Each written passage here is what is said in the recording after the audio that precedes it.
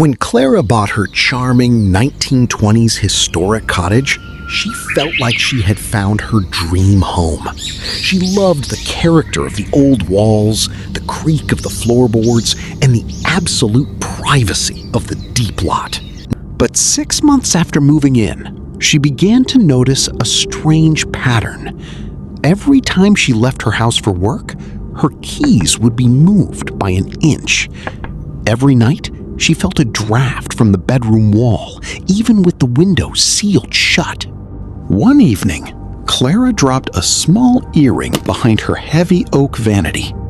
She shined her phone's flashlight into the narrow gap between the wood and the plaster wall and found herself looking into a pair of real, human eyes staring back out of the dark.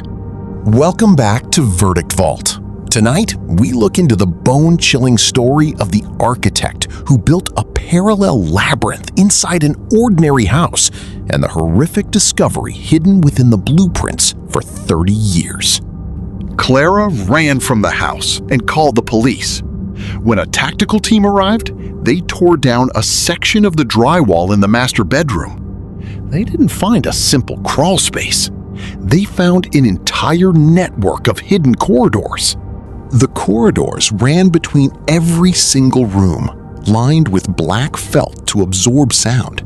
At regular intervals, tiny peepholes had been drilled through the plaster, hidden from the outside by the design of the floral wallpaper patterns.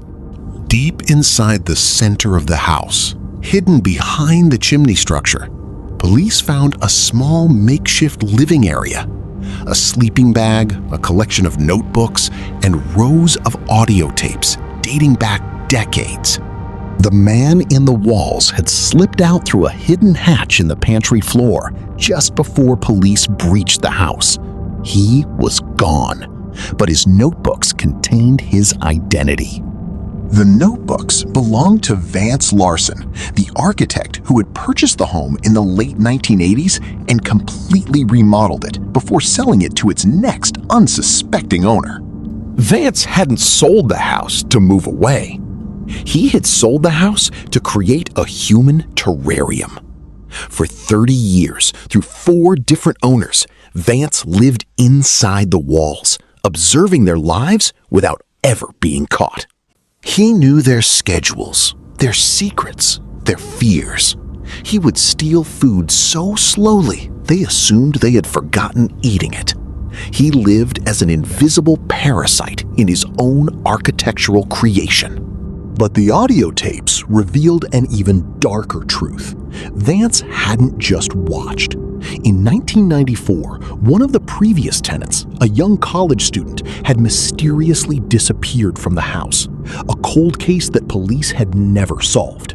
On the tape labeled October 4th, 1994, investigators heard the floorboards creak, followed by Vance's voice whispering to a sleeping victim. The tape provided the exact audio log of a decades-old crime that had occurred within those very rooms. A statewide manhunt was launched for the 65-year-old architect. He was eventually found living in an abandoned warehouse less than 2 miles from Clara's cottage, still holding a set of duplicate blueprints. Vance Larson was convicted of murder, kidnapping, and stalker charges, ensuring he will spend the rest of his natural life behind the solid, unyielding walls of a maximum security prison. Clara sold the cottage back to a historical society who permanently sealed the internal voids with concrete. But the story remains a terrifying warning.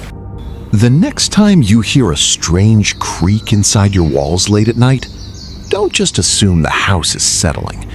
It might be someone making themselves at home. The vault is closed for today. Protect your space. Hit that subscribe button and tell us in the comments, have you checked your walls lately?